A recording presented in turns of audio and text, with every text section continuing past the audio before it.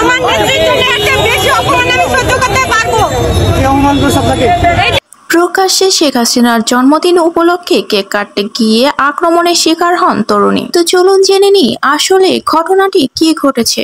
28শে September Sheikh হাসিনার জন্মদিন গেলেও কোনো প্রকার উদযাপন করতে দেখা যায়নি কাউকে।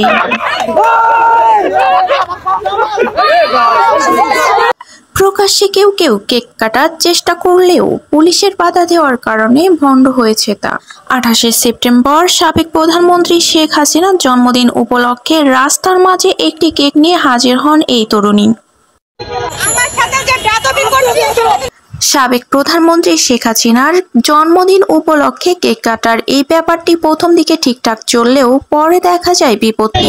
যারা আমার নেত্রীকে অসম্মান করেছিল, এইভাবেই অসম্মান করেছিল। স্বৈরাচার শেখ হাসিনার জন্মদিন উদযাপন মেনে নিতে পারেননি রাস্তায় থাকা উৎসুক জনতা। তাই তো ক্ষিপ্ত হয়ে কেক ছুঁড়ে মারে মেয়েটির গায়ে। স্বৈরাচারের জন্মদিন বলে মুখে স্লোগান দেয় এবং কেক ছুঁড়ে মারে মেয়েটির গায়ে।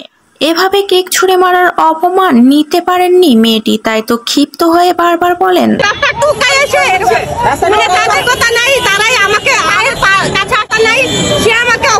রাস্তার টুকায় এসে আমার সাথে এরকম করছে, তাদের কোনো যোগ্যতাই নেই আমার পায়ের কাছে আসার, অথচ তারাই আমাকে অপমান করছে।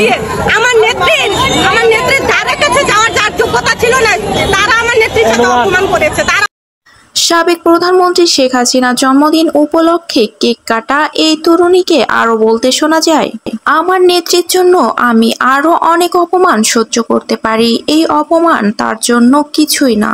আমার নেত্রী এরকম অনেক অপমান সহ্য করেছে। খোঁজ নিয়ে জানা যায় সাবেক প্রধানমন্ত্রীর জন্মদিন উপলক্ষে কেক কাটা এই তরুণীর নাম মিষ্টি শুভা। তিনি পেশায় একজন মডেল।